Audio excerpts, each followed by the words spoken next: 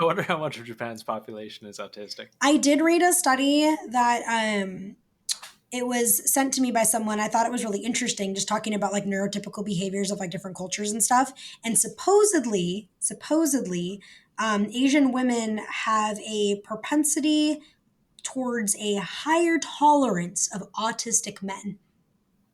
Well, So that explains where I came from. that's good news for all you schizo fucking autists who want your beautiful Asian waifu. She'll probably put up with you. Lucky you. You're listening to the Art and War podcast with your hosts, Mitch and Nathan. Mitch is a former airborne infantry squad leader who now spends most of his time coaching soccer. Nathan is a professional illustrator and an avid shooter with a couple of years of Canadian military experience. Together, they run the Seaburn Art page. Enjoy the show. Your soundboards are out of control. Like I was saying, like when I was in, years ago, I used to go on like E-Bombs World and Albino Black Sheep, and we used to have a soundboard I was from Napoleon Dynamite, and I would like prank call people and use, Tina, you fucking lard or whatever. Tina, you lard, go get some ham. People are like, why are you saying this? Like, oh man, I used to love doing prank calls. I was such an honest, like that was like the most mischievous thing I did. You're a menace to society. Oh, I had my brother would like go out and like TP houses and like went through his phase of like boy youth vandalism, and then like I would fucking be prank calling people thinking I was just the funniest person on the planet. A more harmless style of vandalism, I think. No, yes. we did the same way. Isaac from the podcast, when we were really young with our two other friends, we'd go and we'd call the operator, like just take a payphone and you hit 0. You call the operator and just say stupid shit. And once we hit 0, like we were downtown. I guess we were a bunch of fucking kids with nothing better to do. We went downtown. We found a payphone. This even just saying like we found a payphone really dates this. Payphones still exist though. Like they're on the sides of highways and shit. They do. But this is when they were kind of everywhere and not like weird dilapidated. No, fair enough. That's definitely changed. Yeah. And we sung this song, and it was just like a Newgrounds song or something. It was called Magical Trevor, from an animation. Yeah, no. I mean, look it up or not. It's just like really innocuous children's cartoon. And then we hung it up, and we just like walked away giggling, thinking we were the funniest people in the world, and the fucking payphone started ringing. So, the four of us walked back to it, and we're like, what do we do? What do we do? Because, in our mind, like the police are already on their way for this really harmless prank. And one of us just picks it up, and, all of us are silent trying to listen to the payphone. And we just hear the operator go, sing it again. And just fucking just slammed it down, and we all ran away. Sing it again. Dance for me, monkey, dance. I don't know if you ever heard of the Jerky Boys. Are you familiar with them at all? No, who are they? They were like the famous prank callers of like the late 80s and early 90s. And we had a record, the Jerky Boys record in the house, and I had them on like just cassette tape. And they were my dad's, and I think my uncles and stuff had like maybe left some over there. But the Jerky Boys were fucking classic. These guys like probably set the groundwork for like what made prank calls like actually a problem, because they would put ads in the paper for things to be like, oh yeah, I'm selling this thing. And then someone would call, and then they would just completely fuck with them. Like they had this, this character like Frank Rizzo, and like Frank Rizzo like called the piano people because he had a dog stuck in his piano. And he'd be like, yeah, you guys got to send somebody out. You got this dog. It's stuck in my fucking piano. It's just it's biting at me. I can't do shit about it. Yeah, this is Frank Rizzo. And they would just be like, I don't know how we can help you, sir. Like, he's like, it's just a fucking pit bull. It's in there. It's going to get me. And you're just like, or one time they like call someone, and he like talks to a balloon place about getting his son lifted up by balloons so they can beat him around like a piñata on his 8th birthday or something. He's like, yeah, how much do you think that would take? How many balloons? Like how much, he weighs like, I don't know, like maybe like 67 pounds, something like that. We could just, beat him around with a stick like a piñata for a bit. We just want to do that. his birthday. It'd be good for him. I know, they were amazing. And they had, if you ever get the chance, That's an era I'm of sure there's comedy. someone listening who's like, oh, fuck, I remember the Jerky Boys. And they're going to Yeah. go back and look their videos up because they're fucking classic. I'm going to actually probably go down and fucking hole tonight. Anyways, this is episode 3 of Paigeosity. She's back. Hello. It's just the two of us this time because, I don't know, it just ended up being that way. I put zero effort into planning this, and now we're here. And it's crazy to think, like, I was looking at it the other day and I was like, holy shit, I was episode 6. Yeah. Like, no, you've been around since the fucking beginning, dude. The infancy. Like, there's a little bit of pride in that. Like, I feel like I've watched like a sibling grow, and I'm like, yay, I'm so happy for you. Just like your autistic sibling. just Yay, look at them go, guys. Look at him go. You know? Like his face is covered in cake and he's wearing no pants, but you love him anyways. No, it's pretty amazing just to see like how far you guys have come with everything, and just like thank you, growing to what you have. It's amazing. It's like this community. I mean, you and I naturally bonded through artwork and stuff as well. But it's really cool just to see on that level. I feel like, I don't know what level of like real participation and growth I've had on that level, but it's neat to see. I feel like there's more artists coming into this community. It just, maybe I'm just like more attentive towards it, but. No, I've noticed some, and it's good. It's really good. Well, the community's growing at a pretty quick rate, and I like that. I genuinely do.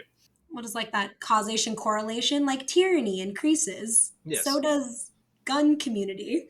Yeah. Oh God, no. The people I never thought would be getting into it are kind of getting into it. And I think, for every person that I see get and again, you feel a burp coming on, you make a stupid face and then nothing comes out, or like a sneeze. That's what I just had there. It's okay. Bless you. Thank you. I see a lot of people like coming towards the gun world. I think, the state of the world and all the misinformation on both sides about it, one side kind of attracts people towards it.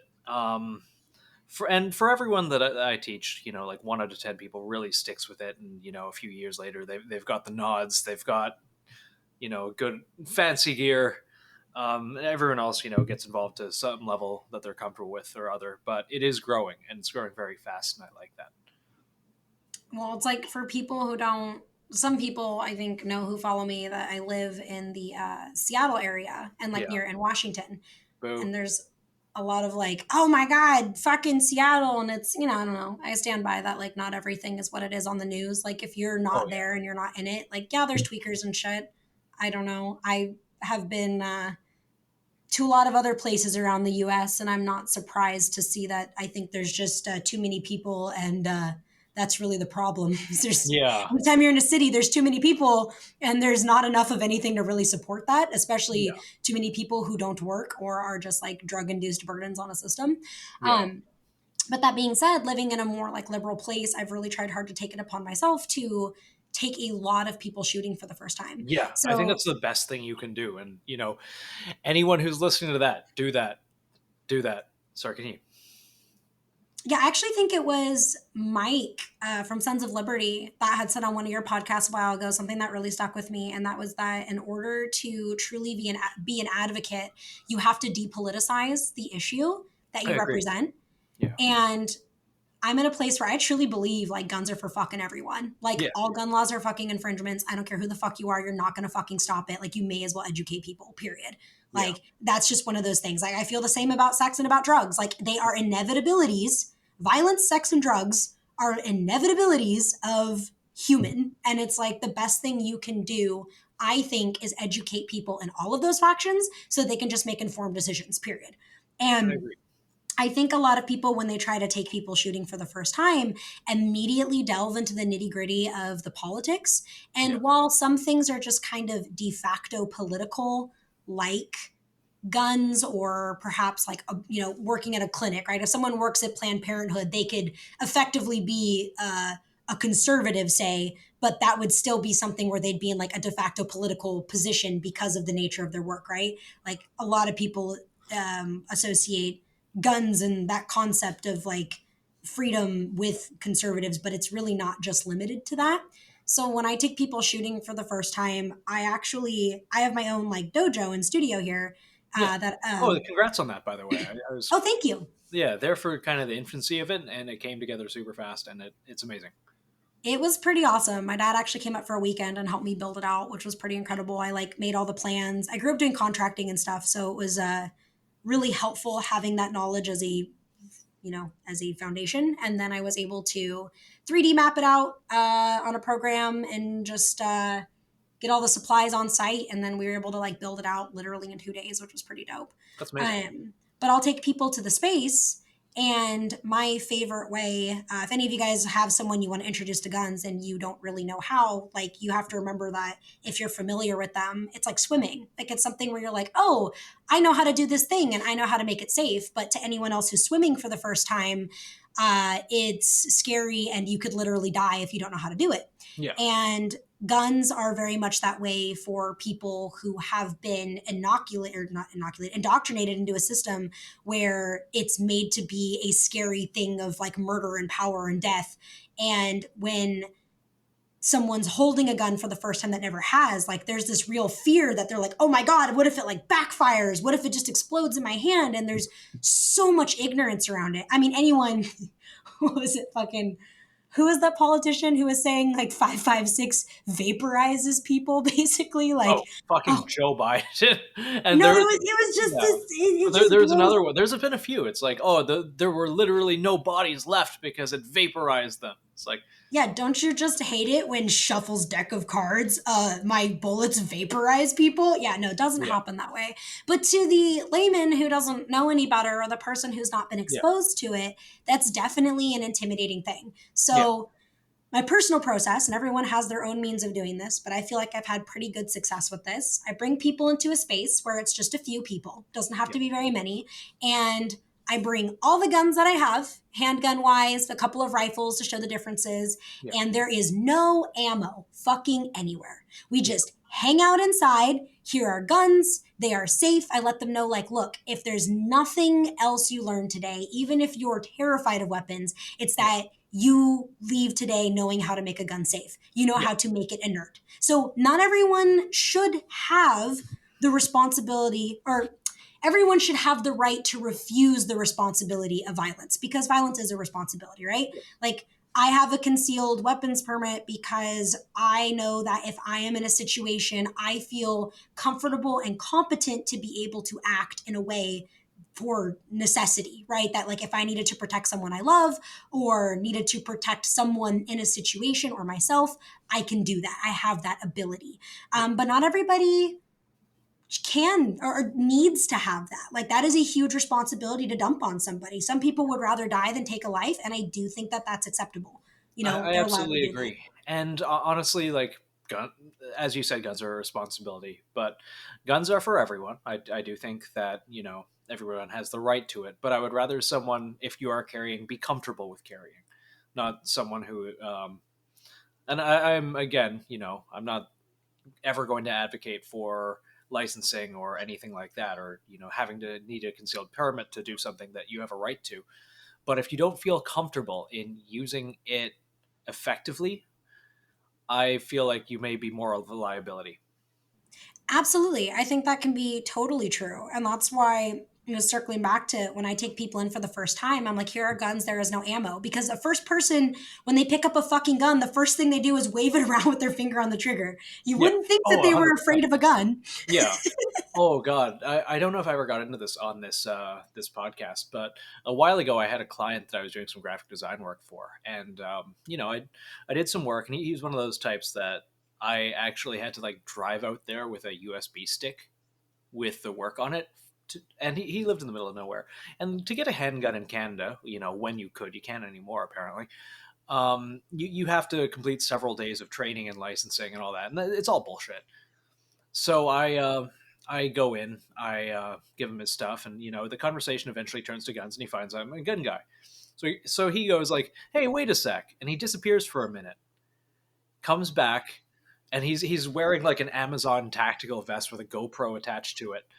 And he's just holding like a Smith & Wesson M&P, and he's like, check this out. He's holding it, pointing it at me, finger on the trigger. Oh my God. Yeah, it's like his body language and the way he was talking, like, it wasn't a threat.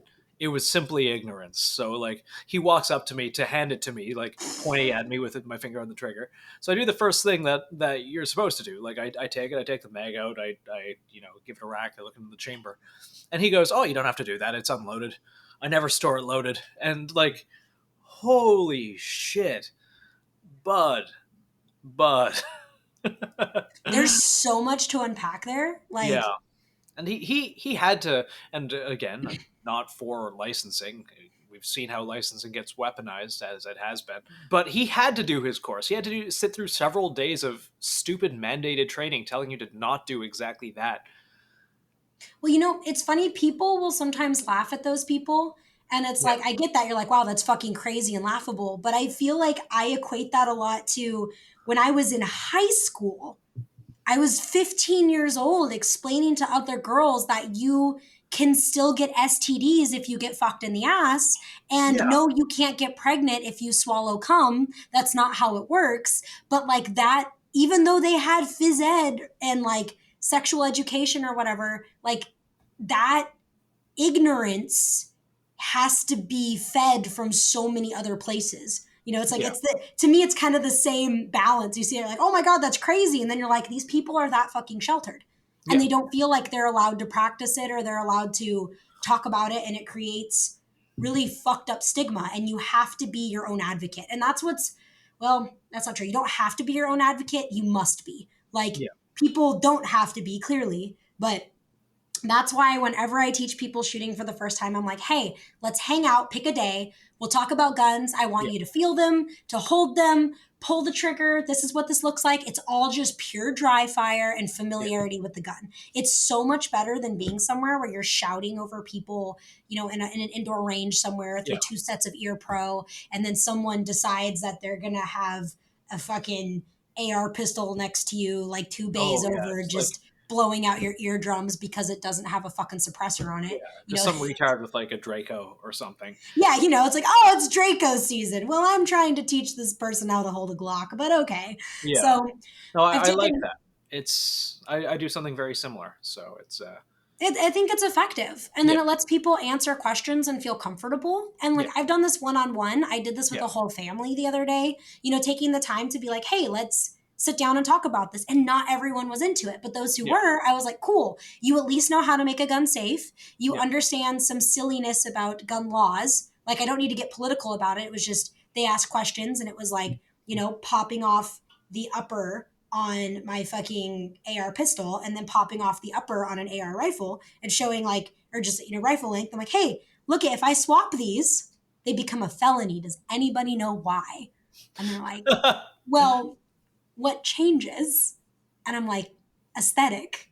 Yeah. I'm like, this one has a brace and this one has a stock, stock in quotations, and they're like, but what's the difference? Like, does it change accuracy? Does it change? I'm like, no. Oh, so why is it illegal? And I'm like, because you don't know the difference. Yeah. And they're just like, oh. And it was like, that's probably my favorite way to like base people, being like, yeah, so all gun laws are infringements. We'll continue on. And then we just start doing handling and whatever. But like, that to me is the silliest, simplest example. Like, I didn't know when I was building my first gun, and Jackson's like, yeah, that's a great build, only that's an SBR. And I'm like, but I like it. What's wrong with that? And he's like, well, it has a brace on it. I'm like, yeah, so? And he's like, or has it stock on? I'm like, well, so? Like, I just like this one. I'm like, what's the difference? He's like, there isn't one. And I was like, actually. So that was kind of mind-blowing for me. And I just kind of passed that little nugget along. And then whoever gets what they want from it, they take that. And then we go to an indoor range somewhere. And we're like, hey, now that you've handled it, you feel good with it, you know how to rack the slide, drop a mag, load a mag. Now we can do this face down range. And the biggest thing is knowing that you keep your fucking finger off the goddamn trigger. Yeah. And not pointed at anybody. Honestly, yeah. No, that is so important.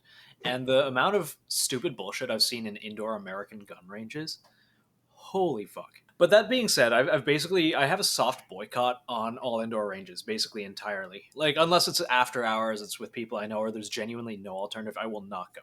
It's I can't remember who the quote was, but hell is other people, and that applies triply when you're like surrounded by people with muzzle braked AR pistols with like. Oh, I can't imagine being an RO. Like I've known several people who've done that, and they're just like, I almost die every day. Yeah, actually. Like you almost die every fucking day. Yeah, it's nuts. There's a range here, and one of my buddies, he was the he was the manager of it, and he was an RO. And one day, someone rented a pistol from him, and just immediately turns it around and blows his own brains out. And that sucks. So that's kind of like dark. And that happened here in Washington. Yeah, there was a local place that happened at, where someone went to go do a class and just killed themselves in the booth. Yeah, I mean, shit happens. You're not going to be able to prevent people, especially committing violence on themselves. Like, no, 100%. You know, that's brutal. But yeah, I can't imagine being a fucking RO. Like, just nope. So what I usually do to get people into it is I don't know how it is everywhere, and everywhere's got their own laws about public land shooting or so and so. But where I am, there's a set amount of government operated ranges, which is, it's one of the few things that I actually like. I don't like the fact, tax dollars go anywhere, but yeah, the government operates a few ranges because public shooting is basically illegal here. People do it anyways, and who gives a fuck? And I know like public land shooting is basically a thing everywhere. It's just harder to find places. But what I'll do is I'll drive out to one of these places. And there's no one else. Like it always empty. I will take a few like target stands, just some 2x4s I nailed together into a basic H frame. Drag it out to the end, and in the beginning, no matter what, I will do like half an hour of bullshit. Well, not bullshit. It's really important. Safety, just like going over the 4 rules. And just making sure people are familiar and happy and safe. Safe being the most important thing. But the big thing too is, and I did my RSO qualifications ages and ages ago, and one thing I really didn't like about it is they treated guns like dangerous snakes. And I feel like going overboard in safety culture, while you can never be too safe, treating the gun like it can go off at any second and kill, everyone in the room also makes people afraid of it. So there's kind of it has to be a healthy middle ground while also making sure that no accidents can occur. And I try and do that. And I think that's why is like ultimately that's part of why I think I introduced first like having a sense of familiarity with the weapon before I take them somewhere where we can quietly ask questions. Like people will have trigger flinch without there even being ammo. Yeah. And that's why having something like, I don't know if you've ever heard of like the Mantis X. Yeah. I got one for Jax. For anyone who doesn't know what that is, like go look it up. It's a way for you to dry fire and live fire. It'll help you determine like trigger pull, like where your weapon is, like how steady it is. Basically on a metric of 0 to 100, it gives you a score based off of how accurately you're shooting your weapon, and it links to an app on your phone, and you can actually see like the path of the muzzle. Like it'll trace it uses a really sensitive accelerometer, I think. That's a good idea to use that for new shooters. I have one. It's just great for dry fire in general. Like anyone who has one, like dry fire is free. And no matter what you're doing, I don't fucking care how many rounds you've put through guns. What doesn't change is like really how you breathe and pull the trigger. Like even if you're in a weird position, you could be prone up against a barrier, like whatever. Like, but to be accurate, especially with like handguns specifically, I feel like rifles are kind of easy mode. Like if you have an optic that's zeroed, like you're just not going to miss with your fucking rifle. Like you're just not. I was at a range the other day. Once you're a certain like very early level of competent shooter, I think I've seen some people who are really not competent shooters with their rifles. I don't know, maybe I've just been really lucky then. I just feel like if I've had an optic that was zeroed, it wasn't, it aims, you aim and then you shoot. And it's like, if the dot is on the trigger or on the target, you're going to fucking hit it. Like that's just, at least in my experience, a little different with handguns. I feel like I use iron sights a lot on my Glock. The other day, fucking Mike Grantham was shitting on me. I pulled my Glock out. I have a 48, and he was like, "Why is there not an optic on that. And I was like, I don't know. I'm going to shin you a little as well. Why is there not an optic on it? It's one of those things where I just like didn't put it on because I'm proficient with irons. And I'm like, I kind of like the iron sights on this. And he's like, no, but you should have an optic. Like, and I shoot fine with the optic on like Jax's other Glock that he has with it on it. I'm like, yeah, I guess it's easier to conceal when there's not more shit on it. So like, I carry stuff just in my purse a lot or whatever. And like, it's really easy to hide anywhere I go. So it's like, I just don't put extra shit on there, but he like completely shit on me. He's like, do you not have an optic, Paige? We need to fix that, Paige. What are you doing? And I'm like, I'm sorry. I'm inclined to agree with him. And I a little while ago, remember that whole thing with Alicia Jikin and the mall shooting where he hit the active shooter like 8 times out of 10. Oh yeah, the Dickens drill. Yeah, doing that with irons, and like I'm proficient. Like I'm a level of proficient on both, but doing that with irons versus doing it with even just like a basic optic is night and day difference. Night and day. See, I did it with like my irons and like I did it and it was just like cool. Like to me, it doesn't feel different, but I feel like that's because I've shot the 48 enough now that like I know where that's, I mean, I say that, but then, I'm sure if the irons got bumped or something, it wouldn't be very good. I just feel comfortable with it. So I'm like, I didn't even think about it. I mean, ultimately, fucking optics only going to improve the situation. It's just more like, I guess I didn't think about it. This episode is brought to you by Advanced Warfighting Solutions. Advanced Warfighting Solutions, they have quite literally everything that you need to be a lethal, super cool Instagram operator, and also just a super cool actual operator, or just a super cool civilian, or just whatever the fuck you want. They have battle belts, plate carriers, assault packs, pretty much anything nylon. They got it. So be sure to check them out. Use code ARTMORE10 on an SMU war belt, and you'll save some money. We don't get any kickback. You just save money. Huge thank you to them for supporting the show. How's it going, lads and ladies? I'm BR, producer of the show, here to take a quick break to tell you about our Patreon. Not only do we want to continue improving the quality of what we can do here on Art and War, but we want to push what we do all over at Seaburn Art, from the guides to pursuing video content and the lofty goal of having a space for our team to make it all happen, and the Patreon helps us get after it.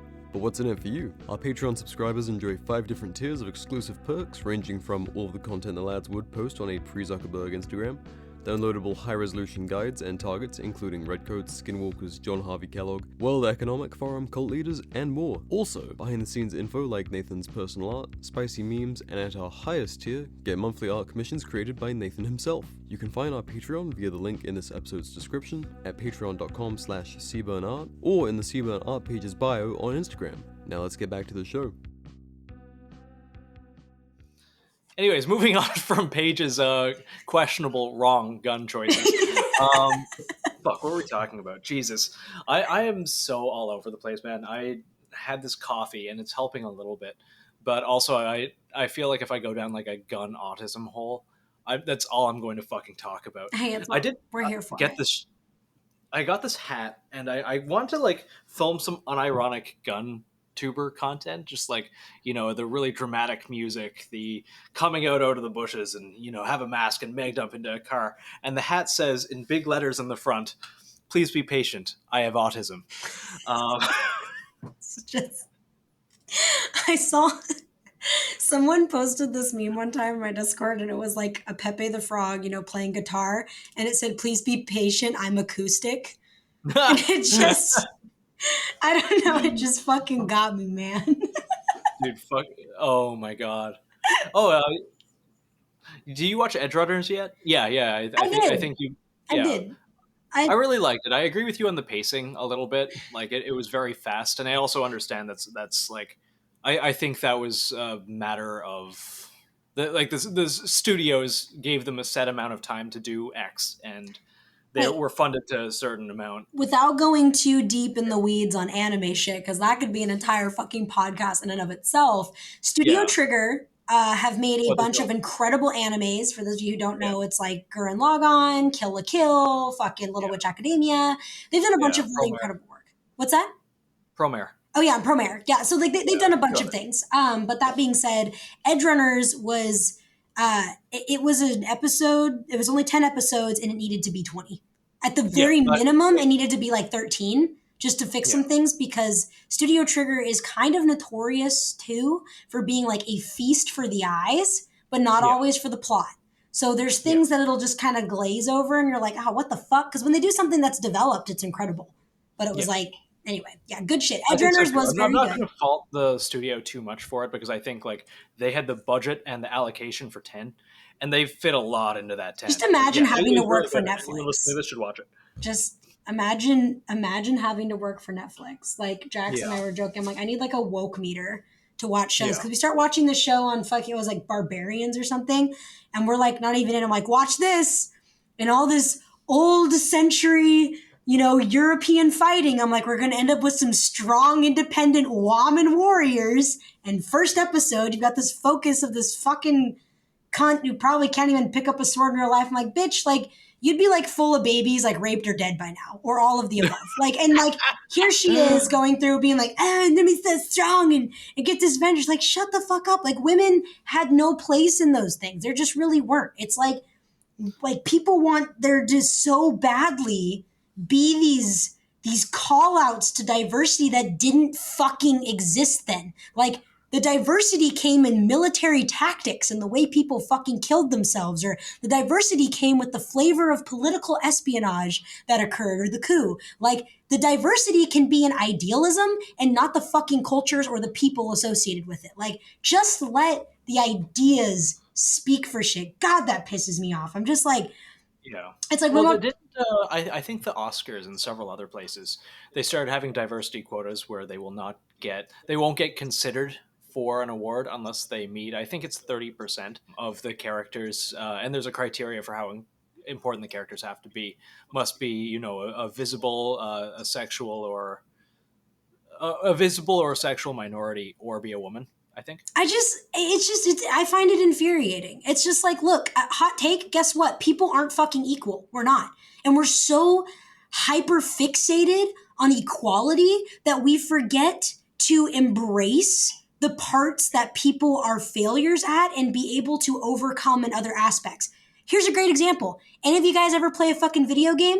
Bet you didn't stat your fucking team middle of the line. If you're playing Dungeons and Dragons or anything, guess what? Your characters are going to be better and lesser in other things. You need your paladin, your barbarian, your rogue. Like, you need the separations and things, because that's what makes people strong, is equal through strengths, not like equal as a fucking whole, because people just fucking aren't. There's going to be things that you're good in and things that I'm good in, and we just ain't ever going to be equal in all the things that we do. And I hate that like forced pursuing of that, so the NPCs can all stroke their dick and feel fucking good about it, that like, someone cares about me. It's just like, no, you're fucking useless. Like, society has supported people being fucking useless now, and it's infuriating. I see it a lot with like, e-thought cultures. Like it's a great fucking example, because there's so many women out there who, like, by all means,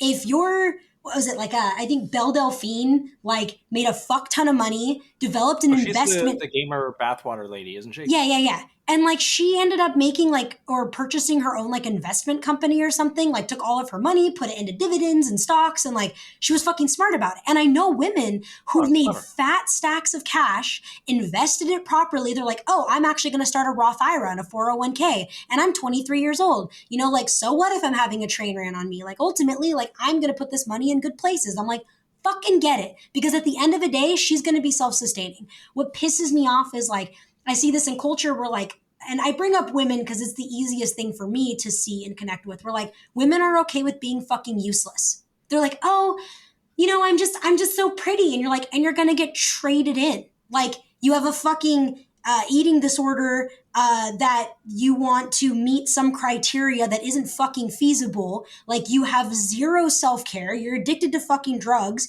and then you're upset because you constantly devalue yourself, and then you're upset that other people aren't valuing you. Like, no, you're used up at fucking 28, not because you're not cute or because the work you did. It's because nothing you did or put work into actually had any self-worth associated with it. Like, people, in order to be useful, I think, need to find a sense of self-worthiness and apply that. And I don't believe for a second that literally everyone on this fucking planet doesn't have something that they can't contribute. Like, I believe that every single individual has something that they can do to make their corner of the world fucking better, even by just a tiny metric. I don't know. That's just something I keep seeing that like really infuriates me. Like that was part of. I can tell you get really passionate about something because you start waving your arms around like an Italian person. I love it. It's the old American mutt in me. It's probably in there somewhere. Usually I can just use the excuse, like anytime I do something fucking weird, it's like, yeah, I'm an artist. It's just, they're like, wow, like, Yeah, I'm Italian. Paige, we're at a 5-star restaurant. You're eating with your hands. I'm like, I'm an artist. What do you want? Like, Yeah. What do you want? I'm from Seattle. why are you dressing like that? I'm an artist. I don't know. Why are you cutting in line? It's inspiration. I don't know. I'm just kidding. I don't cut in line. That's rude. Yeah, no, I don't like that either. But that being said, that's why I have the "Please be patient, I have autism" hat. I just put that on. I can get away with anything. Lucas Garrett from the Schizocast, he said something pretty good, which is you just kind of get away with anything if you are retarded. So Yeah. So just I don't know, someone gets mad at you for cutting in line. Let's use the asshole example, and you just like cock one foot in, drop one shoulder, and just speak with your tongue touching the roof of your mouth, and they like the situation will just dissipate. Oh my God. We were, it's so easy to manipulate situations like that too. I have people I know who've just done that to fuck with people to prove points. Just like doing that, or like when my really good friend, Adam, he goes by Chocolate Operator on Instagram. He's just fucking hilarious. He came and visited me for my birthday back in August. He and his kick-ass girlfriend came and stayed with Jax and I. They're awesome fucking people. But we were joking about things, and like, I told him as we were in Seattle, and he was like, oh, I heard that, he's like, I heard this is a city of reparations or something. I like, because he's black. And we were cracking up about it because he was just like, we're in this store. And I was like, no, like in Seattle, like they can't even pursue you in a vehicle, let alone stop you for theft. Like you don't have to fucking pay for anything. Like I have real issues with like theft. But as I was saying this, I was like, no, I'm not kidding. And he's like, wait a second. He's like, you're saying like, I can just take anything and they can't fucking stop me. And I'm like, no. And so we're in this van store downtown, and this like guy walks in, this black guy, and he's like a tweaker, and he's like holding this jacket, and he's like, oh, do you guys have another size? And it's like some whatever $400 fucking like nice like winter jacket, and then the worker's literally like, oh man, you ain't fooling anybody, just take it. And he just walks out of the fucking store. And I'm like, what the fuck? And then Adam's like, oh shit, I ain't paying for anything. What? And like, not that to be said, he definitely didn't fucking steal anything, but it was just hilarious that he was just like, oh my God, like you weren't kidding. And I was like, no, bro, I wasn't fucking kidding. Like, dude, it's getting so bad. And I feel like we could get on a whole schizo rant about this. Fuck it. I'm going to do it. Go. So get him, Nate.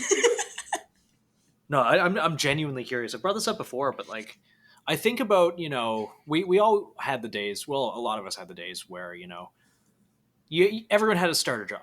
Everyone. I've worked minimum wage. I've worked close to minimum wage. I've worked like I've worked some jobs where I had to eat shit. Thankfully, I never had to really serve food or anything like that. But growing up, right after moving out at like 17, 18 years old, I did some shitty jobs.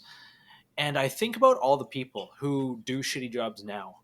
And like I was making ends meet then. I didn't really smoke. I didn't smoke. I didn't do any drugs. I didn't drink. I didn't really do much of anything. Like I put some money into, I guess, graphic novels.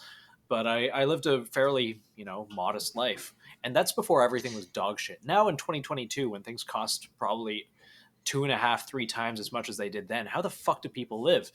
And I think the answer to that is fucking shoplifting. Like it is so hard to live an honest life now if you're playing by the rules. And like I don't want to glorify just, going in and robbing the fuck out of a Kroger, but I've noticed in my city, everywhere is cut at their hours. They have anti-theft gates and everything. Everywhere is hiring loss prevention to stand at the door both ways going in and out. And The other day, I went down to a local pharmacy to grab a Monster Energy drink, and it's 10 p.m. at night. It's not particularly late. Don't judge me for having a Monster at 10. I'm judging you. Yeah, no, I mean, I just drank a coffee and it's 11, so. You're an artist. Yeah, there we go. I'm an artist. So I go in and like the door is locked, and you know, an employee behind the door unlocks it for me. I go in, he relocks it behind me. It's like, okay, that's weird. And it's a big pharmacy. When I say a pharmacy, I mean it's essentially a grocery as well. They have a little bit of everything. I get my stuff, you know, I pay for it and I leave, and he locks the door for me again on the way out. And I ask him at this point, I'm curious, like, hey, is everything okay? Like, what's going on? He goes, no, the theft has gotten crazy. People will just come in with garbage bags and they'll stuff them. Dude, they were doing that downtown with luggage. They just literally went into the Targets and stuff downtown with like empty suitcases, filled shit up and like left, and there's just nothing you can do. Holy fuck, yeah. There's nothing you can do. Yeah. I hear in a lot of places it's been completely decriminalized. Well, yeah, like especially on the West Coast, they're just like, it comes down to this though. Like I almost think that the decriminalization comes less from the fact that it's not seen as a serious crime as that there's so many other serious crimes that they don't want to bring attention to and they don't have time to deal with. Like there's times out here, we've got a big city and I can count on one hand the number of cops that were actually overseeing, you know, however 1 point something million people are within that jurisdiction. Like, it's just like, it's crazy. Like, that's it. Like Seattle, literally you fill out your reports online. Like if your car gets broken into, you go to like seattlepd.com, click on the type of crime that you're reporting, and then it generates a number. It's like, do you want an officer to come out? Click yes or no. Holy shit. Christ. Oh, it's wild. You ever see the Judge Dredd or, you know, read it or any of those? It's like Mega City 1, you know, the X amount of murders happen every hour. We respond to about 2% of them. It's just a fun little dystopic view of the future, and it's kind of coming true in real time. The whole thing in Illinois blows my fucking mind too. How they've decriminalized, well, not decriminalized. Sorry, that was the wrong word. They've gotten rid of the cash bail system, so by default, a bunch of new. I believe some of the offenses are things like domestic battery, arson, second-degree murder, etc. You will get bail. You will be let back out. Fact check me on this if you'd like. Perhaps. Yeah, I mean, to be honest, there's so many fucked up things constantly happening around my own country that I can't keep up with it all. So I'm just like, there's something wrong every day, and I'm just like, fuck. On your cash bails, I'm going to fact check myself because I don't want to put this out there without Illinois. So apparently this goes live in January. The Illinois Pretrial Fairness Act. The new law eliminates wealth-based detention. Hold on. Let's look at the list of... Yep, second-degree murder, third-degree murder, assault and battery. There is no more detaining prisoners who are accused of any of these crimes. Holy shit, the list of crimes are very long. Oh, it's amazing. Why are so many people buying guns? We don't know. Kidnapping, drug-induced homicide, aggravated battery. We don't know. We don't. God, it's just so crazy. Why are all these... What's going on? Why are these communities... why would anyone want a gun? I don't know. I don't know. No, just rely on the police. Lodge a complaint online. You know, check the box for the police to show up. Maybe they will. God. To circle back, just you talking a little bit ago about like minimum wage jobs and like how people would make it. It just made me think about right now. There's so many people who really think, though, like on that flip side, that having a minimum wage job, or I'm going to say entry level, because not all jobs are made to be fucking careers. Okay. Like entry level jobs should be fucking minimum wage trash heaps. This is where you learn social infrastructure and understand how to deal with things by getting thrown in the fucking pits, right? Like you're the private of the fucking retail industry there, like whether it's food, like whatever. you get people going into situations thinking that like, I need to get paid this. And it's like, bitch, like you put a hash brown in a fucking container. Like this is not actively using your fucking brain to do a thing. I honestly think that I agree. Like we live in a meritocracy, pay people, in accordance with the skill they put into their job. But I also think that the world would be significantly better. And I am not for, again, I hate the fact I have to preface this. I am speaking hypothetically. I'm not actually in favor of mandating literally anything. I think the world would be a fuckload better if everyone was forced to work just like a shitty minimum wage service job for like a year of their life and deal with the sort of bullshit that those people do. Well, it just comes down to like, it's funny because like you and I were talking a little bit about this, just about like AI artwork and stuff, right? And there's this we should get to that. There's this huge uproar in the art community that like AI artwork is going to just outdo artists and all these things, and they're not going to have anything.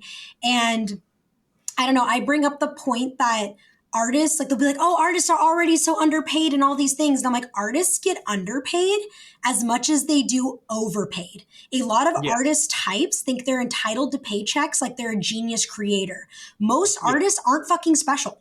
Like either is their work. It's a minimum wage job like anywhere else to mimic templates and make things, especially in a studio where there's already a style and standard. Like if you're paid to replicate a thing, to do perfunctory fucking work, that is like a learned skill that you get paid for. You're no fucking Van Gogh or Kim G. Like that's not what that is. It's like ultimately, if you want a paycheck, then you make merch and you fucking market yourself. Otherwise, you're going to have to put in the time and dedication like anyone else who ever climbed that ladder of success. So the market is saturated like any other market. And like athletes must compete to show their outstanding, like undeniable physical ability. So must artists in a sea of other people exactly like them.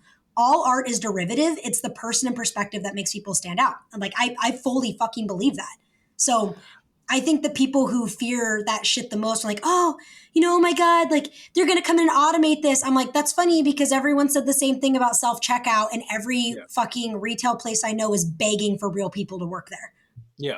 They said the same thing about sewing machines back in the 1800s. Yeah, I think I use it as a tool. I think it's fantastic. It has helped me immensely, especially with simply having ideas. Like it's not smart enough to replace me, not yet. And I don't think it ever will with... No, I don't. I do use it to shitpost. Vocaloid's a great example. I was talking to my friend Chalky about it and saying how like Vocaloid, if you guys aren't familiar, Vocaloid is a program that came out in the early 2000s of it's a digital program that literally chopped the pitches of some singers' voices to create AI like idol dancers and shit. It's kind of the groundwork for VTubers in a lot of ways. Yeah. But it was like the first hologram concerts were coming out in the early 2000s of like Hatsune Miku. And people were like, oh my God, holograms are going to replace real artists. And you're like, no. Instead, it opened up a world where humans are amazing about taking something and then exploiting it and creating incredible and terrible things with it. And so when you see something like that, you're like, wow, it opened the groundwork to make a whole bunch of amazing videos and other creations, and it built a whole community around it that in no way was a threat to actual artists. Like, I feel that honestly, when it comes to things like AI stuff, and I'm definitely not by any means an advocate of like technology taking over everything. I'm actually very much a traditionalist in a lot of ways. I have technology and the means that I feel that I need to facilitate being able to pay my bills, and I'm fine interacting with it. But at the end of the day, if I could never play video games or have my cell phone again, I'd be fucking fine. Like, whatever. No, I agree. I just sent you something on Instagram. It is a picture I generated with my AI. The prompt was minions burning a cross. Oh God. I'll go look that up. Jesus Christ. I think I'll stand by that. I think people who fear like this AI thing the most are those who have generic art to begin with, right? If they don't have any real creative power, then of course a computer is going to quickly make them irrelevant. Like, Paige coming with the fucking spice. well, Coming it's with like that- people get Yes. like shitty about my mindset's like, okay, maybe my take is harsh, but it's just how the world works. Like we adapt to shifts or we don't. Everyone I see bitching, like for the most part, everyone I see bitching about it are the same people who bitch about everything else being their problem that they're not successful. Like it's when it's shrouded in victim mentality, and granted, there's definitely fucking outliers, but I don't know. If you love art, then nothing's going to stop you from making it. If it's just a job or a learned skill, then it's going to weed people out really fast who don't meet a certain bar. Like, I'm fine with the bar being raised. I'll fucking meet it. Yeah. Like, at the end of the day, I create for me because I love to make fucking artwork. Nothing is ever going to stop how good I feel when my hands are like wet with paint and I'm making something awesome on a canvas or throwing pottery or whatever. Like, that's a beautiful thing that I have an intimate connection with. And there are times where I can monetize that, but that comes with the personality behind it. Like, you know, what makes an artist successful, what makes any fucking business successful is the ability to market yourself. Like, maybe like I'm not for a doubt thinking that, oh, Paigeosity, like I'm so fucking good at artwork. Like there's artwork that I like and there's plenty of stuff that I don't care for that other people like. But at the end of the fucking day, like when it comes down to stylistically, I'm not the greatest fucking artist there is. There's no way. Like I'm sure there's things that I'm decent at and that I've learned, and maybe some is attributed to talent or obsession or skill or whatever. But at the end of the fucking day, people come for whatever fuck all reason, the shenanigans and madness that is Paigeosity. And I don't know why, but for whatever reason, someone right now is probably listening to this like, oh, cool, Paigeosity is talking. And I like, at the end of the day, I'm like, I don't know why anyone fucking wants to listen to me talk, but whatever. Yeah. Well, I mean, I enjoy listening to you talk, so there's one. Well, I appreciate that. No worries. But I think everyone hates the sound of their own voice. You know, like I said, you go back and yeah, no, look absolutely. at something and I'm It like, took me a while to get used to it. yeah, I still like, I have such the hardest time editing things. I'm constantly cringing every time I hear my own octaves pierce the airwaves. I'm like, ugh, that's not what I sound like. No.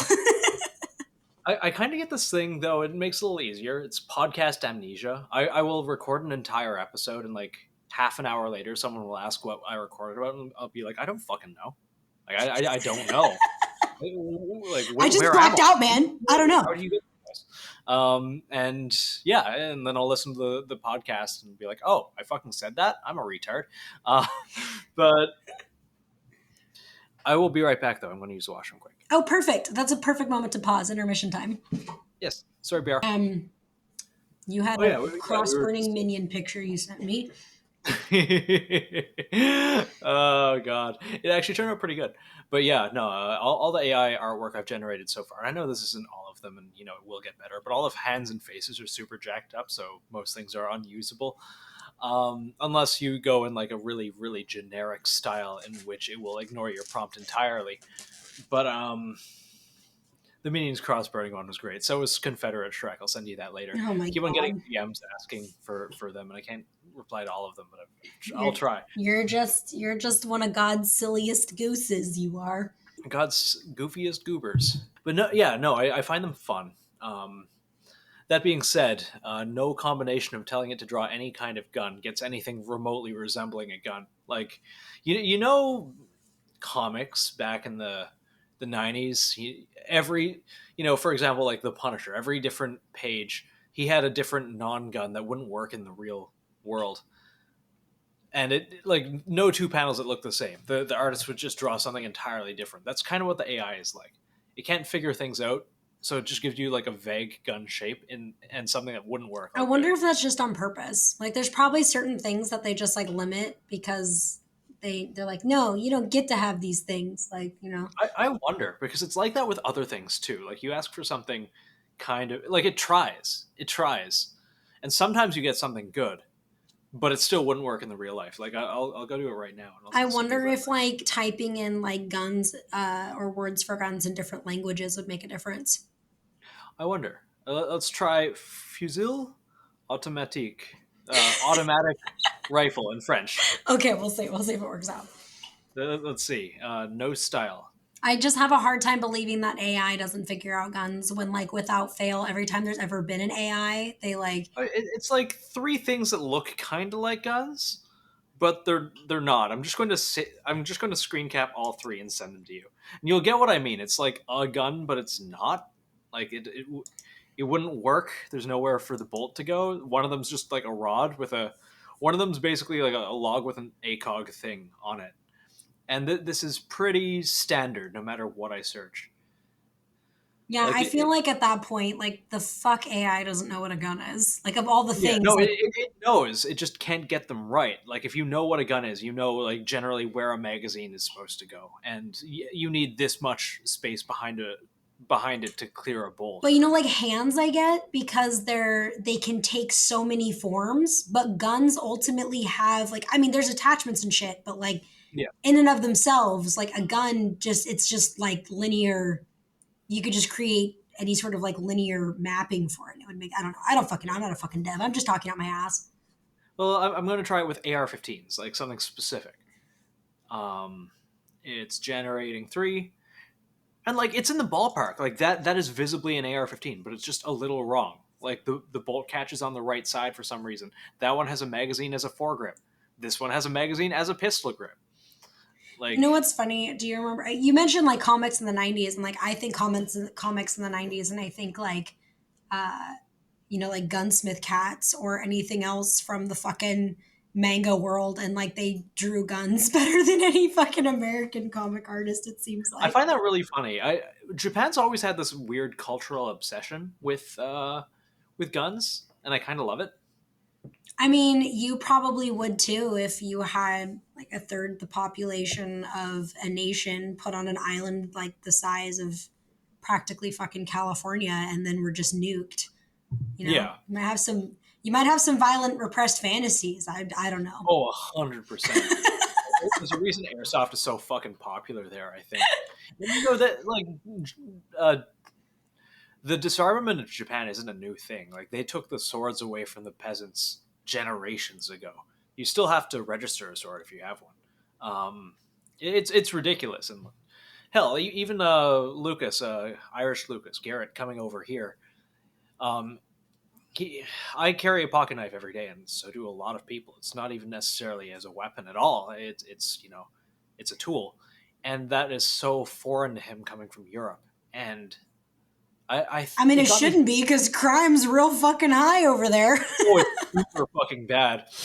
I just saw Terrifier 2. Great movie, by the way. And there's a scene where he just throws hydrofluoric acid in some lady's face. I'm like, oh, it's a London simulator. Okay. Great movie, by the way. It is Halloween, so.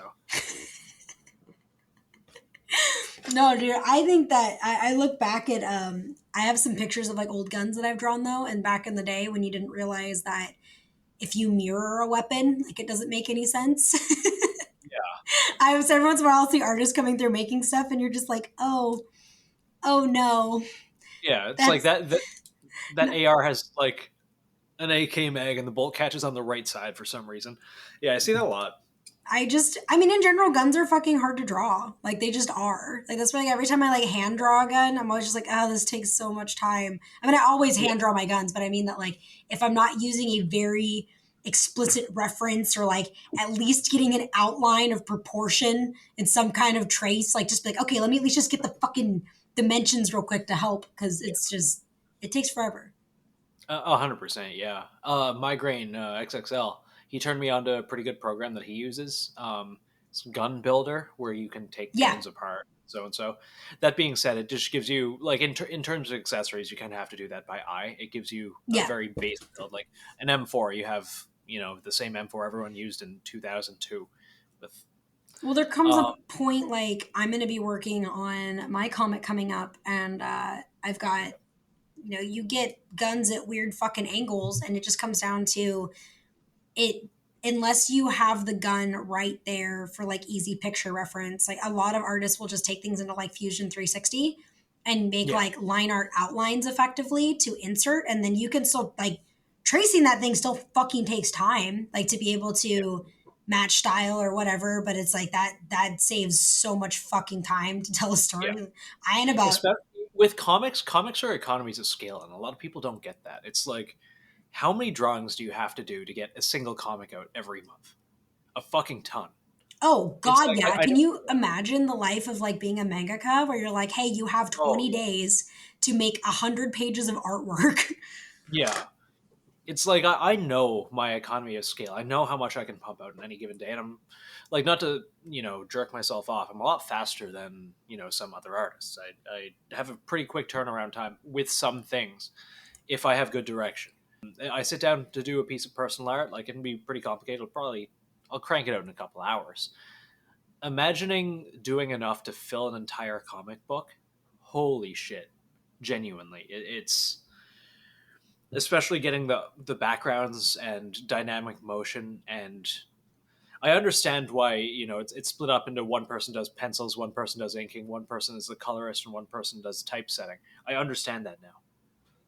Yeah, I'm like at the system or looking into the system for what's needed. I think a lot of people dive into projects without realizing how much it actually takes to set it up. Like Yeah. that's where I've seen visual novels fail that way. I've seen comics fail that way. I've seen so many things where people promise something like, "Oh yeah, it's going to take this time." And it's like, how much grace period did you afford yourself for that to take more time? Like Yeah. that's, you have to have a grace period for those things. Like I have a story I'm writing out, and then that story, so a long time ago I had I still do a lot of tabletop gaming, and I had like a character I had a whole backstory for, and I ended up just getting really into the backstory and just was super into the character and had a lot of fun just world building and developing with it. And I drafted like 126 pages for a comic, and I sat down and started actually doing all the line art for it and got like 3 out of 5 chapters basically drawn out before realizing I was basically just storyboarding with images. Like, I mean, I was drawing the images in their totality and I was telling a story in my head, but I wasn't making enough room for the actual dialogue. And I did this years ago now, but I was like looking at it and being like, wow, holy shit. Like to go back through and actually put in the fucking dialogue to this, I have to be able to have that dialogue written out. And so now I'm writing it first and then having somebody edit that writing. And then I can use that writing to base my story off of instead of the other way around. Yeah. Because I'm no Miyazaki. Like fucking, I don't know how they do it. Like manga artists specifically, I have no idea how the fuck they do it. Like Junji Ito, he does everything. Every single part of that. I mean, he writes, that's he draws.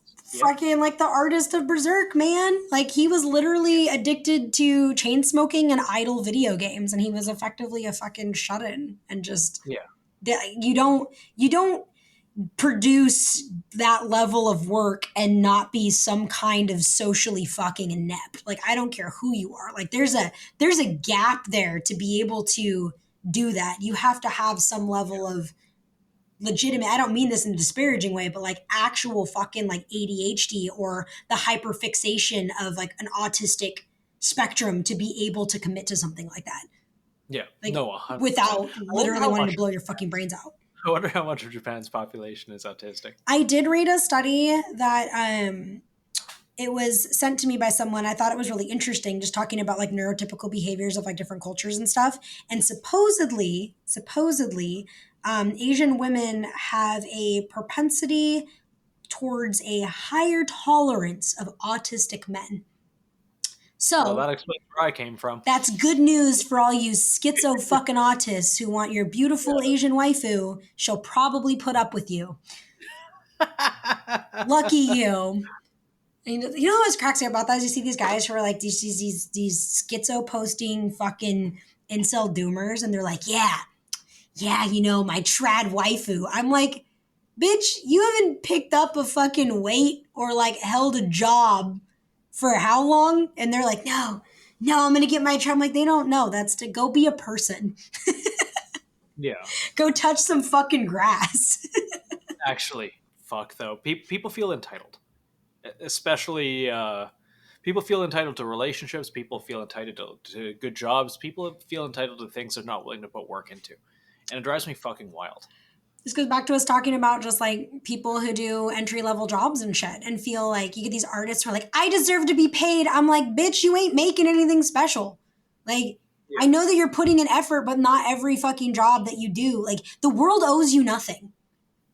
Yeah. The world fucking owes you nothing. The world owes you nothing. Like, who's ever hearing this who thinks anyone owes you fucking anything? They don't. No one owes you a goddamn thing. You have to go and get for yourself those things. And it's so frustrating when you see people who, granted, patience is important, but you get people who just get caught up in the fucking weeds, shaking their fist at the world, angry that all of these things aren't working out for them. And it's like, no, be the protagonist of your own fucking story. Don't wait for people to do shit for you. The difference between success and potential is action.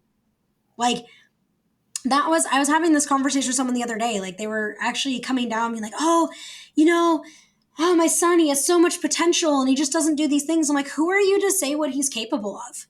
Like, it doesn't matter. Like, if you see a skill in him that you might admire or like wish that you had, like, that's not for you to facilitate through them. Like, there are so many people.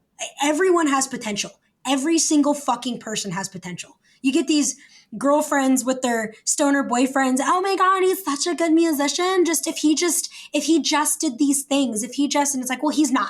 And that's the difference. Like, right now, there's some fucking Rain Man solving world's unwritten equations on his fucking walls of the basement, and he's gonna die, and no one's gonna know who he is or what those things mean because he was too socially awkward to ever actually interact with the world and share those things. The same is true of incredible artists and musicians. And I met people who make incredible fucking artwork and they never share it with anybody. That's for them. They have art for them. And they're like, oh, you should do this, you should do that. And it's like, no, they don't have to do anything with it. If who are you to say what they should or shouldn't do with their skills? The one personality trait that I think pisses me off the most is lack of ambition. And I respect, that's someone's choice. That's someone, if someone doesn't want to work onwards and upwards, that's totally okay. They're not hurting anyone else. But especially when they feel like something is owed to them for not doing that. Yeah, lack of ambition is fine, but lack of ambition and frustrated that things aren't working out for you, like magically, no. You can be happy in your 9-to-5 with your married life and having your job that you do the bare minimum at. Like, there are people who are happy that way, and that is totally fucking allowed. But if you don't have any goals and you're upset because you're not somewhere else in your life, buddy, that's a you problem. Yeah, 100%. And I remember I knew someone a little while ago who, it was decrying, she didn't make very much money. And she talked about, oh, I work so much harder than everyone else, and I don't understand. It's like, girl, you work a 9-to-5. We've all worked 9-to-5s. You don't work harder than anyone else, and I don't see why that makes you entitled to anything that anyone else doesn't get. I'm going to stop myself before I go on a schizo rant about this particular person. I mean, ultimately, though, that mindset of people who are like, I work harder than anyone else, okay, if you're that person who felt at every single job that you were the only one who ever did your job well and everyone else is an idiot, reality check, you're probably the fucking idiot. Like, most of the time people sit there and be like, oh, I'm so important, I'm all of these things. Like, if you are so invaluable that no one else can do your job, that's poor fucking management. If you're getting paid to work a 9-to-5 for somebody and you aren't in some way invested in the fucking company beyond your time, that's like watching someone else's kid. Like, you're not, at the end of the day, you're not their fucking parent. You're not contributing to anything. If you're like, oh, I do all this and all that, blah, blah, blah. Like, no, they're not required to thank you or be grateful. If you're organizing your workspace and making things easier, that is for you. And as much as you'd be like, oh, it makes things better as a whole. If you fucking left, like every other fucking company that barely holds its head above water, but no one else fucking knows that, it's going to move on without you and be just fine. Yeah. 100%. And that makes people really upset. Be like, yeah, guess what? If you died, your job would be posted tomorrow on fucking Craigslist. Like, that's just, there's going to be an ad for you. You are not irreplaceable. Go Yeah. be somewhere where you're irreplaceable.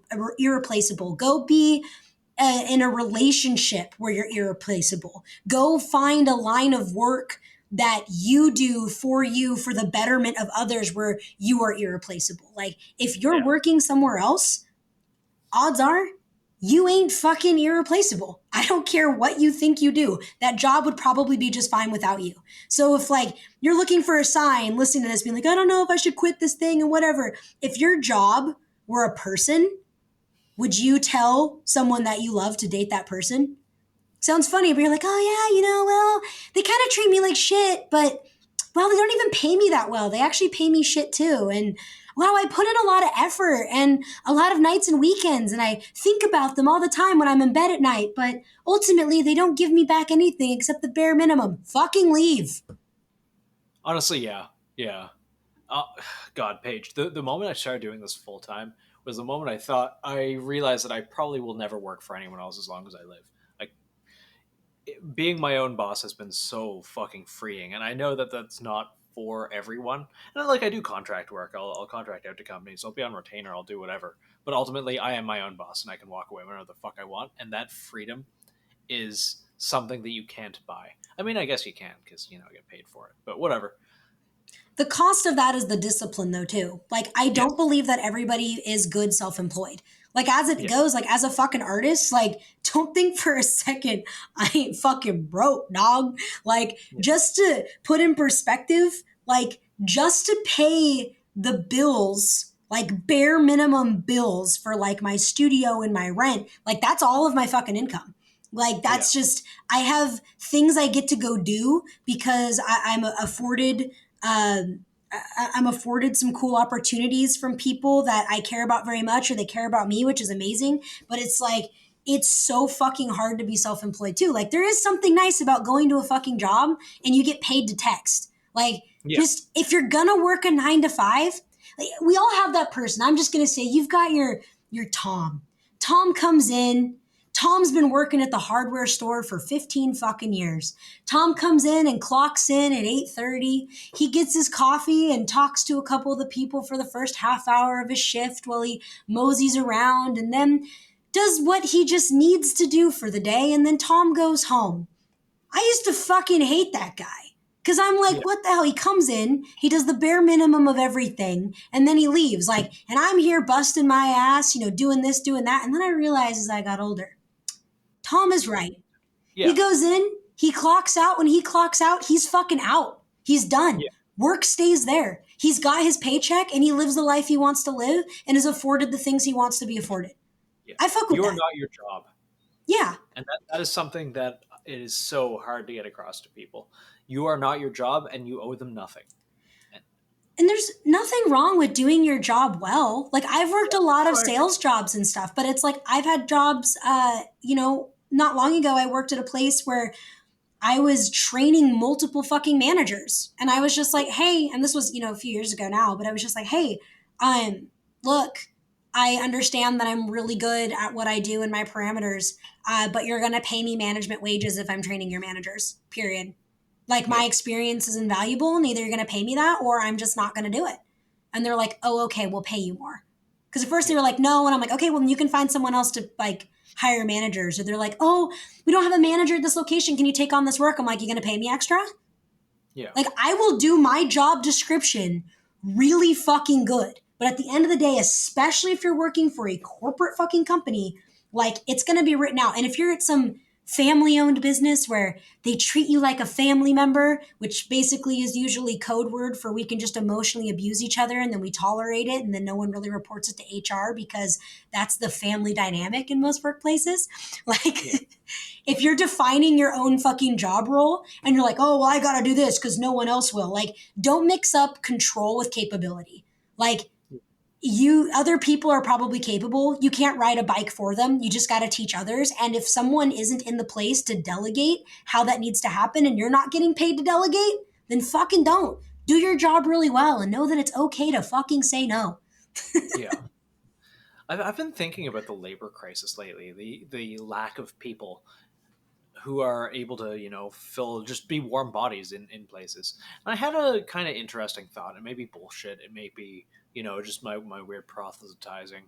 But going back to what I was thinking about, minimum wage and how those people are most likely, and, if you play fair, you play by the rules, you do whatever, unable to make ends meet. And I was thinking, those people don't make a living wage. They, it's a very unattractive position to be in if you know that you won't be able to make your bills doing it. But I also think about the amount of new homeless, the amount of people who actually did fall into that hole, during the lockdowns, during whatever. They lost their jobs, they lost their livelihood, and they are simply off the system now. And when you're off the system, it's really, really hard to get back into it if you even want to. And it just kind of makes me sad. At the end of the day, though, like that comes down to like livable wages. People don't want to live in moderation, and everything's expensive. Like, I don't care where you were. It's a broken fucking system across the world right now. This is just the results of a crashing economy. This is just what that looks like. I lost my job during COVID. I was working in the fucking fitness industry. I had actually taken a sabbatical for 8 weeks to work on some other art project stuff and was going to come back. Well, when I came back, it was going to be March of 2020. March of 2020, everything shut down. And in order to file for unemployment, you know what you need? 8 weeks of work history. Guess what Paige didn't get? So I was in a situation where I'm like, wow, I have no fucking income. I don't have any special paperwork or statuses to have anything extra. Like, I'm like, okay, I just got to fucking figure it out. And so somehow, from the support of my incredible fucking partner, Jax, and also the fact that, I'd been already kind of dabbling in the art world where I just went full fucking send. And I'm like, all right, let's just see what I'm made of. And so far it's worked out somehow. And now I'm doing all kinds of crazy shit and going to fucking play with guns in cool places and learn stuff. And I don't know how being a titty artist led me to fucking this firearms world, but here I am. It's kind of great though. It unexpected, but it's pretty fucking great. I recently went to I had the absolute pleasure of attending DARC, also known as Direct Action. DARC. I always thought it was just DARC, like DARC. Direct Action Resource Center. You guys tell us all about it. Well, you guys can Google it for yourselves if you really want to see what it's about. But basically, it's I went to just go OpFor over there, which is opposition force for the few of you who probably don't know what that means. Basically, it means that I get to be a bad guy, and as a bad guy, I make it harder on the good guys. But ultimately, the course was just really fucking incredible, and it was nuts because I don't even really know. Like, I know how I got there because I have some connections and stuff in the industry that have enabled me to have the privilege of being there. But I just went there for OpFor and actually ended up sitting in on the class for many of those days. And there's just nothing like it.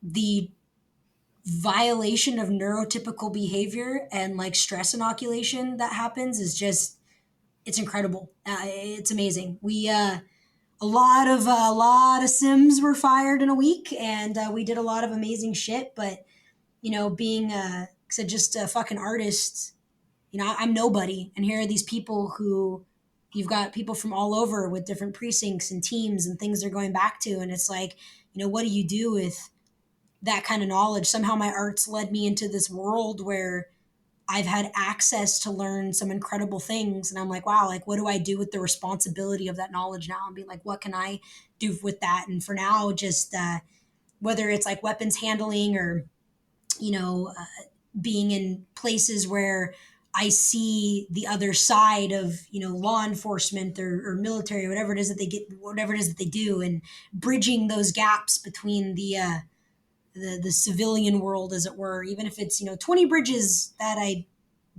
hopefully close the gap on, then that's at least, 20 bridges that are less people to be ignorant to what's going on or just hateful of something they don't understand. So I'm in kind of the unique position where as a nobody, I still get to see what both sides are doing, I guess. But yeah, no, DARC was incredible, especially because like I never, for a whole week, I was in full fucking gear, had on, an air boss and a helmet and a plate carrier and, fucking cry gear and the belt and the boots, and you're getting shot the fuck up, and is I never use gear really. Like I'm sure there's lots of, gear careers out there, which is awesome. Like get it. But my mentality is like if I'm training, it's usually in plain clothes, right? Because Yeah. the feds aren't going to knock on your door and be like, "Oh, you have 10 minutes to get ready." It's like, no, they're going to flat tire your shoe on the way to the grocery store or like get you while you're taking a shit. Like you're not going to have any time. You get all these boog boys being like, I'm going to fight the feds. I'm like, why don't you just work on getting a mile under 12 minutes? Like there's a good start, like let's just get you there, buddy. But no, I just see that where being in a situation where I got to have so much gear and gun familiarity was just fucking awesome in and of itself. And you're sucking air through a mask, like sprinting around, not able to breathe, having to think quickly so you're not shooting your own people or getting shot by your own people, because that happens sometimes in the chaos. Yeah. But yeah, Darcy's is incredible, and I can't say enough amazing things about every single fucking instructor and person that I met there. Like there were just so many amazing people there. I don't even really know. Like I'm sure you can find them through social media and see who's like linked through it and stuff. I don't really know what the what's the word I'm looking for, if it's like a faux pas to be like, oh yeah, this person and that person were there, but I don't. There's just every single person there, good, bad, or indifferent, just provided for me like an incredible experience, and I can't believe that I was even able to be a part of that. So that was really fucking amazing, and what I got out of it was just it was just fucking life-changing. I just really loved being there. Like you're just in this high octane, like violent mindset for a whole week. Like you're just fucking high. Like the whole time, just trying to not peak your adrenaline and like control that. And it just made me realize being there that I absolutely never want to be apart from the like tactical or like gun world. As much as people talk like shit about it and stuff, like there's so much community and camaraderie there. And for as much as people shit on each other, at the end of the fucking day, like I still I'd take a FUD as my neighbor, over a lot of the other fucking dredges of society I see. It's just like, granted, there's compromises and stuff that I don't necessarily believe in making, but that doesn't mean that I can't be the attempted gateway to maybe changing some of those mindsets or shifting some of those compromises, circling back to what we were talking about in the beginning about taking shooters out for the first time and stuff, right? Yeah. So being in a position where I'm able to do that and learn, there's just so much to learn in that. I totally recommend doing whatever you can to train to the best of your ability and be open to other people and be good at being wrong. I don't know. I'm not going to pretend that I like really understand what humility is, but I believe that we don't really choose when we're humbled. But I do think that humility is probably the acceptance of your capabilities. Yeah. And the willingness to change perspective and learn more. Like, I think a lot of people will mistake humility for being, self-deprecating, where they're like, oh yeah, I'm so bad at this thing. Like, when have you ever been in a situation with someone talking down about themselves that like hasn't been just uncomfortable or awkward? Yeah. I hate that people are like, oh, I'm not good at this, I'm not good at that. And you're like, okay, well, that just makes you sound like you're not good at it. I'm not going to mistake that for humility. But I feel like there were so many people there just even going to that and seeing that mentality of like just people starving for knowledge who knew what they were good at and made that better and were willing to learn more. I thought that was really fucking incredible. Yeah. I find that especially with the gun world, the Dunning-Kruger effect is a really, really real thing. And sometimes people need to be humbled, which everyone should want to get better. Well, God, fuck. BR, I'm so sorry. You're going to have to edit so many like uhs and random streams of thought. I don't know what's wrong with me today, but yeah, please remove this. Why do I always get you on your podcast where you're like jacked up on pills or on your last brain cell? I mean, I generally only have one brain cell at any given point. And it's usually just screaming, being stretched in every direction. But yeah, no, Dark sounds fucking amazing. It genuinely does. I've been looking into getting out and doing some Orion training group CQB stuff, but like Dark is another level that it sounds fascinating, and the things that you can learn, especially like the high stress situations and operating under them. I remember some of the much more basic level stuff that I did, and it's hard. It's hard. You fuck up a lot. It's very humbling, but it's also a learning experience. I feel like people get so hung up on like mistakes. Like I've gone to a few, like I've done a lot of like flat range shit, just whatever, VTAC barrier, SUTs, some like vehicle maneuvering shit, like nothing crazy, but it was all flat range. But you get these people who they're there among peers who are equally learning and willing to learn, and they're still so fucking anxious. And I'm like, all right, if you've got this level of anxiety among friends, the fuck are you gonna do in a real altercation? You're gonna fall apart. Like, Actually, even people with training and calm still fucking fall apart. Like, I'm not gonna pretend to be like, I've never taken a life. I don't know what that's like. I have enough people in my life that I know who have, that I've been able to listen to and understand. Like, it's kind of wild. I feel like, a disproportionate amount of people who've killed other people. it's I kind would of kill wild, you. but yeah. I would put a man in the ground for you. I would do it with a hammer. Yeah. But it's, A hammer right here. and like someone said once at a course I was at, he's like, hey, no one ever beat someone as a mass shooter who was quickest to the draw. It was because they were smartest to it. So Yeah. for some reason, people associate fast with good, and speed is power, but if you can't do it slow, how the fuck Yeah. are you going to do it fast? Yeah. It's like, you can't, it's why people, they'll generally, most NDs occur because someone's reholstered their gun incorrectly. Like, they try to shove it back in the holster, it catches clothes or something and fucking, shoots your butt cheek off or whatever. Yeah. There's certain things you should be able to do fast. There's certain things that it's entirely Instagram theatrics. Yes. And reholstering super fast is one of them, I think. I mean, there's things that are cool when it's trained, and I won't disparage that. Like, I think it's fucking awesome. Humans are incredible. Like, we're capable of incredible things. And like we were talking about the AI shit. Like, it doesn't matter what it is. Humans will find a way to exploit every aspect of that and squeeze it into amazing things. And you're like, what the fuck? I'm kind of excited to see where that goes. But there's a quote that I can't remember. I think it was from the episode with Ivan and PSR, which is technology knows no politics. yes, Technology is not inherently exploitive in and of itself. It's what people do with it. You'd think that. And then if you guys haven't had the chance to look up, what was it, like Taybot and the other, anyway, basically every AI that's ever been online for any amount of time, they just blamed 4chan apparently, but they comb the internet, and then they all end up saying very, very quickly politically incorrect things, and it gives me a giggle every time.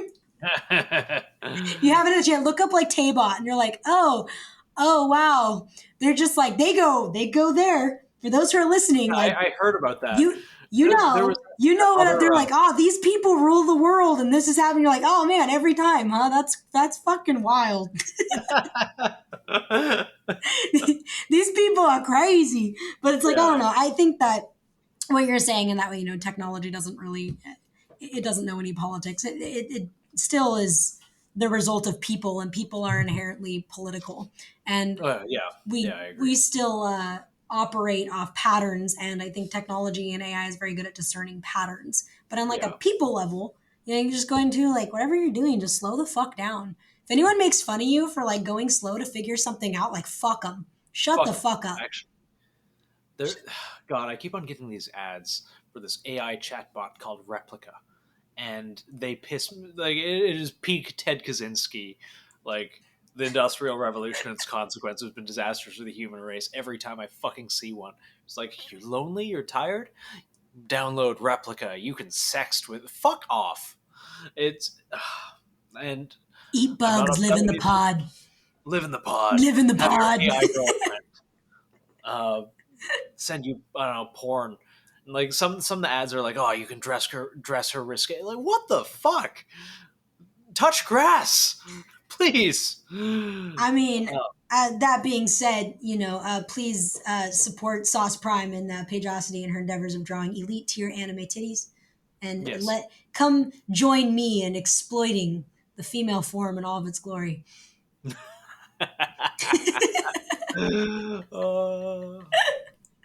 That's the word. There it is. That's my plug.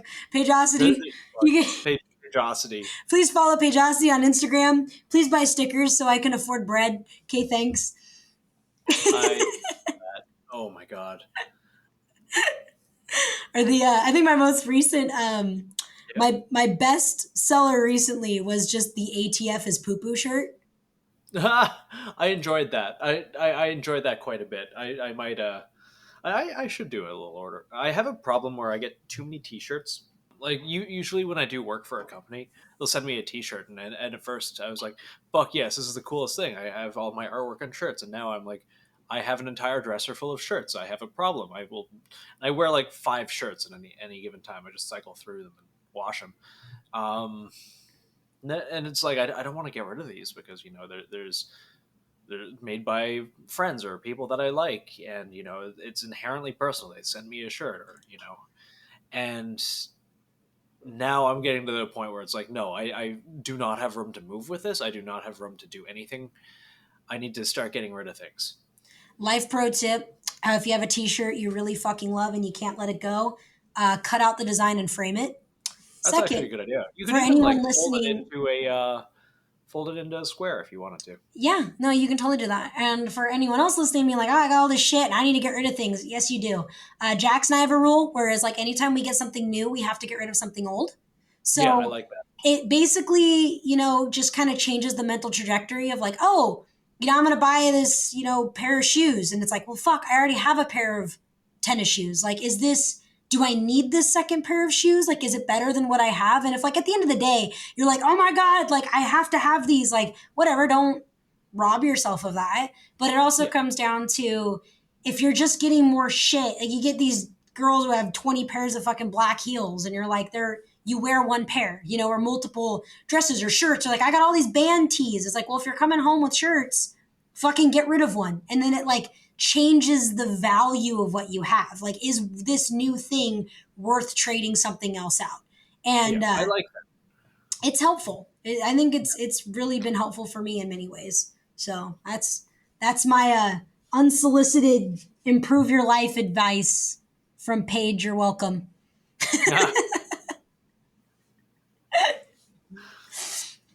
But yeah, no, I like that. Also, go and buy stickers and t-shirts from Paige. Yay!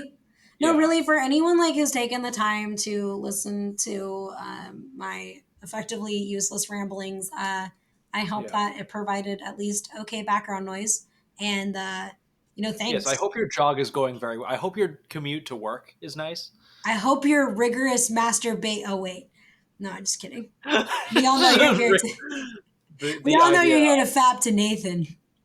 Oh, 100%. That's what they do. Like, Nathan's voice. Someone, I bet someone's fapped to your voice. I bet.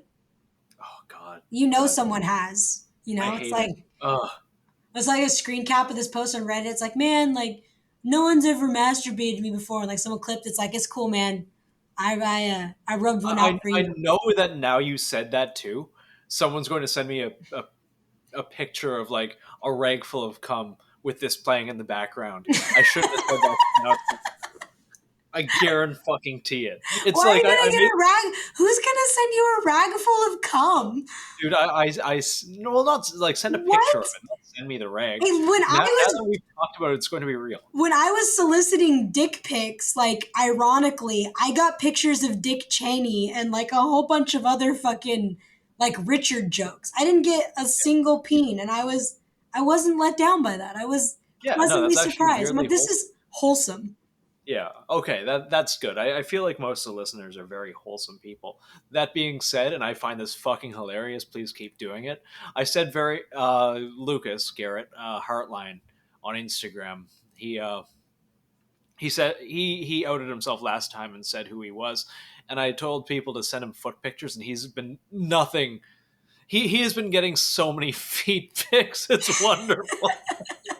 There's one. It was just a foot going through a slice of bread. The